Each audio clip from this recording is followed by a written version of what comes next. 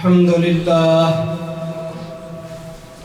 لله نحمده ونستعينه ونستغفره ونعوذ بالله من شرور أنفسنا ومن سيئات أعمالنا من يهده الله فلا مضل له ومن يضلله فلا هادي له ونشهد أن لا إله إلا الله وحده لا شريك له ونشهد أن محمدًا عبده ورسوله أرسله بالحق بشيرًا ونذيرًا بين يدي الساعة من يطع الله ورسوله فقد رشد واهتدى ومن يعصهما فإنه قد غوى وإنه لا يضر إلا نفسه ولا يضر الله شيئا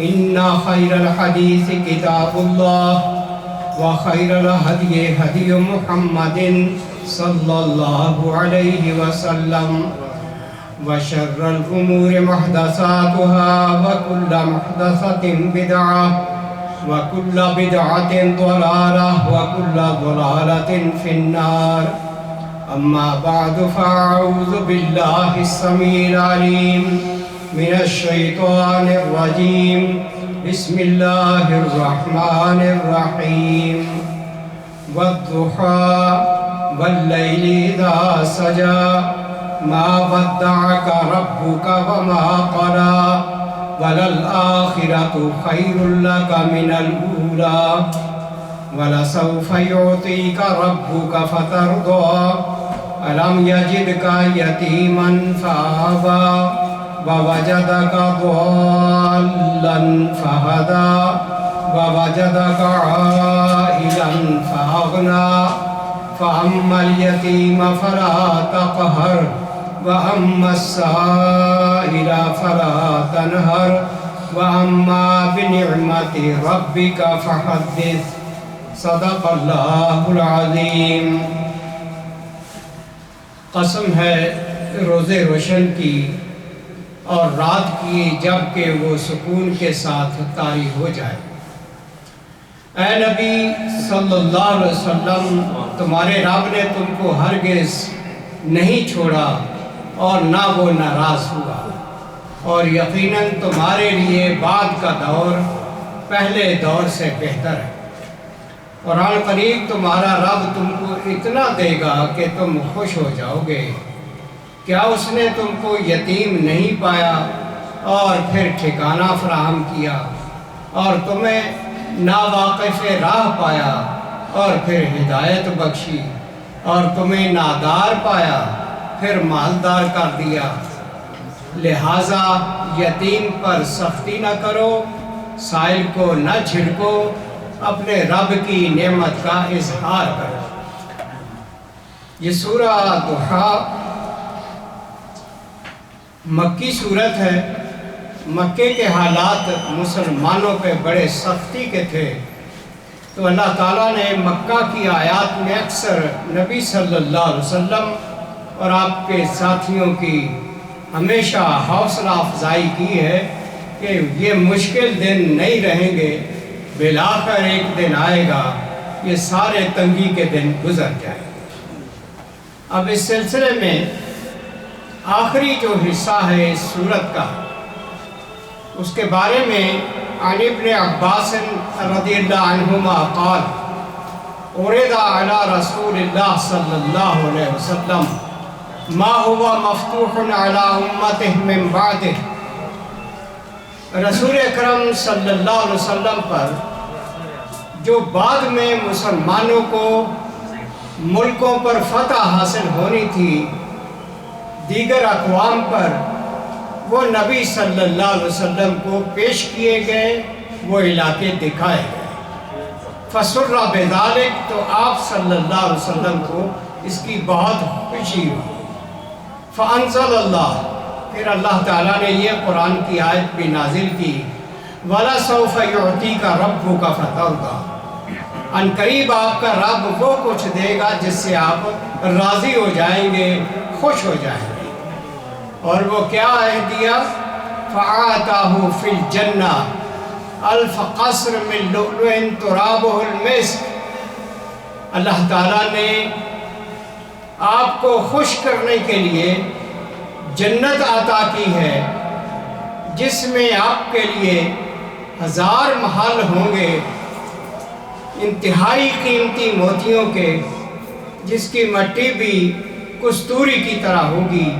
فی کل قصر ما ینبغی لہ من الازواج والخدم، اور ہر محل کے اندر جتنے بھی بیویاں اور خادم ہوں گے وہ سب میسر ہوں گے۔ اسی طرح حضرت ابن عباس رضی اللہ عنہما اس آیت کے بارے میں یہ بھی تفسیر فرماتے ہیں، وَلَسَوْفَ يُعْطِيكَ رَبُّكَ فَتَرْضَىٰ قال من رضا محمد صلی اللہ علیہ وسلم اللہ يدخل احد من اہل بیتہ النار، کہ رسول اللہ صلی اللہ علیہ وسلم کی رضا اور آپ کی خوشی اس بات میں تھی کہ آپ کے اہل بیت میں سے کوئی جہنم میں نہ جائے، کوئی آگ میں نہ داخل ہو۔ تو اس کو بھی اللہ تعالیٰ نے پورا کیا، یہ فرما کر کے وَلَسَوْفَ يُعْطِيكَ رَبُّكَ فَتَرْضَىٰ، کہ آپ کے اہل بیت کو بھی جنت ہی نصیب ہوگی جس سے آپ خوش ہو جائیں گے۔ پھر ابن عباس رضی اللہ عنہما کی اگلی روایت یہ ہے کہ قال رضاہ ان تدخل امتہ الجنہ کلہ، کہ رسول اللہ صلی اللہ علیہ وسلم کی رضا اور خوشی اس بات میں تھی کہ آپ کی ساری امت جنت میں داخل ہو جائے، یہ آپ کی تمنا تھی۔ تو اس تمنا کو بھی اللہ نے پورا کیا، وَلَسَوْفَ يُعْطِيكَ رَبُّكَ فَتَرْضَىٰ فرما کر۔ امت کے بارے میں تو نبی صلی اللہ علیہ وسلم نے صحیح بخاری کی روایت من قال لا الہ الا اللہ دخل الجنہ، جس نے بھی لا الہ کہہ لیا وہ جنت میں جائے گا۔ ہماری تنگ نظری ہے کہ ہم ایک دوسرے کو فرقے بنا کے مسلمان نہیں سمجھتے، لیکن جس نے کلمہ پڑھ لیا ہے حضور فرماتے وہ جنت میں جائے گا۔ اور جو کوتاہیاں، غفلتیں، نافرمانیاں ہو چکی ہوں گی، گناہوں کی سزا جتنی کسی کی ہوگی وہ بھگتنے کے بعد بھی بلاخر وہ جنت ہی میں جائے گا جس نے بھی لا الہ پڑھا۔ عن ابن عمر رضی اللہ عنہ ان النبی صلی اللہ علیہ وسلم تلا قول اللہ فی ابراہیم فمن تبعنی فإنہ منی۔ نبی اکرم صلی اللہ علیہ وسلم نے حضرت ابراہیم علیہ السلام کا قول قرآن مجید میں یہ پڑھا کہ جس نے میری پیروی کی وہ مجھ میں سے ہوگا۔ اسی طرح قول عیسیٰ علیہ السلام ان تعذبہم فإنہم عبادک، عیسیٰ علیہ السلام نے یہ فرمایا تھا اور قرآن میں ذکر ہوا کہ اگر اے اللہ تو ان کو عذاب دے گا تو تیرے یہ بندے ہیں۔ ان کے اندر بھی عاجزی تھی۔ فرفع یدیہ، تو رسول اکرم صلی اللہ علیہ وسلم نے اپنے دونوں ہاتھ مبارک اٹھائے، قال اللہم امتی امتی وبکا۔ ابراہیم علیہ السلام نے تو یہ فرما دیا جو میرا پیروکار ہوگا وہ مجھ میں سے۔ عیسیٰ علیہ السلام نے فرمایا اللہ تو ان کو عذاب دے گا تو تیرے ہی بندے ہیں۔ لیکن رسول اکرم صلی اللہ علیہ وسلم نے اللہ سے یہ دعا کی یا اللہ میری امت، یا اللہ میری امت، اور ساتھ رو دیے۔ فقال اللہ تعالی یا جبریل اذهب الى محمد صلی اللہ علیہ وسلم، اللہ تعالیٰ نے نبی صلی اللہ علیہ وسلم کی آہ و بکا کو سنا تو جبریل کو حکم دیا کہ جاؤ محمد صلی اللہ علیہ وسلم کے پاس، فقل له انا سنرضیک فی امتک ولا نسوءک، کہ اے محمد صلی اللہ علیہ وسلم ہم آپ کو آپ کی امت کے بارے میں بالکل خوش کر دیں گے، راضی کر دیں گے، آپ کو پریشانی نہیں ہوگی آپ کی امت کے بارے میں جو آپ ساری امت کے بارے میں پریشانی کا اظہار کر رہے ہیں۔ عن ابن مسعود رضی اللہ عنہ قال قال رسول اللہ صلی اللہ علیہ وسلم انا اہل بیت اختار اللہ لنا الآخرہ علی الدنیا۔ حضور صلی اللہ علیہ وسلم نے فرمایا کہ ہم اہل بیت کے لوگ جو ہیں اللہ تعالیٰ نے ہمارے لیے آخرت منتخب کر لی ہے دنیا کے بجائے۔ اور پھر آیت پڑھی والا سوفا یعطی کا ربو کا فتح۔ عن جابر بن عبداللہ رضی اللہ عنہ قال دخل رسول اللہ صلی اللہ علیہ وسلم علی فاطمہ وہی تطحن بالرحا وعلیہا کسام من حملت الابل۔ جابر کہتے ہیں کہ ایک دن رسول اکرم صلی اللہ علیہ وسلم اپنی بیٹی فاطمہ کے گھر گئے، وہ چکی پر آٹا پیس رہی تھی اور اس کے اوپر ایک انتہائی خستہ کمبل لیا ہوا تھا۔ فلما نظر الیہا، جب بیٹی کو اس حال میں دیکھا قال یا فاطمہ تعجلی فتجرعی مرارت الدنیا لنعیم الآخرہ غداً۔ اے بیٹی فاطمہ جلدی اچھے اعمال کر لے، اس دنیا کی کڑواہٹیں اور تلخیاں جو ہیں ان سے جلدی گزر جا اور آخرت کی نعمتیں حاصل کرنے کے لیے جو کل ملے گی اس پر تو کوشش کر۔ اور پھر آیت پڑھی وَلَا سَوْفَ يُؤْتِيكَ رَبُّكَ فَتَرْضَىٰ، ان قریب آپ کو تیرا رب وہ دے گا جس سے آپ راضی ہو جائیں گے۔ قال نبی صلی اللہ علیہ وسلم سألت ربی مسئلہ ووددت انی لم اکن سألتہ، میں نے ایک بار اپنے رب سے سوال کیا، پھر بعد میں پچھتایا کہ نہ ہی میں سوال کرتا۔ فقلت قد كانت قبل الانبیاء منہم قد سخرت لہ الریح، میں نے عرض کیا اللہ مجھ سے پہلے ایسے نبی بھی تھے جن کے لیے ہوا مسخر کر دی گئی تھی اور وہ ہوا کے اوپر اپنا تخت اڑاتے ہوئے جہاں جی چاہتے تھے جاتے تھے۔ ومنہم من کان یحیی الموتى، اور گزشتہ انبیاء میں سے ایسے بھی گزرے ہیں جو مردوں کو زندہ کرتے تھے۔ فقال تعالی یا محمد صلی اللہ علیہ وسلم، تو اللہ تعالیٰ نے نبی اکرم صلی اللہ علیہ وسلم کی حوصلہ افزائی کے لیے فرمایا الم اجد کا یتیمن فآویتک، اے محمد صلی اللہ علیہ وسلم کیا ہم نے آپ کو یتیم نہیں پایا تھا پھر آپ کو ٹھکانہ دیا؟ الم اجد کا ضالن فہدیتک، کیا ہم نے آپ کو راستہ گمشدہ نہیں پایا تھا پھر ہم نے آپ کو کی رہنمائی کی؟ الم یجد کا عائلاً فاغنیتک، کیا ہم نے آپ کو فقیر نہیں پایا تھا کہ ہم نے آپ کو غنی کر دیا؟ الم اشرح لک صدرک، کیا ہم نے آپ کا سینہ کھول نہیں دیا تھا ہدایت کے لیے؟ الم اضع عنک وزرک، کیا ہم نے آپ کا بوجھ ہلکا نہیں کر دیا تھا؟ الم ارفع لک ذکرک، کیا ہم نے آپ کا ذکر بلند نہیں کیا تھا؟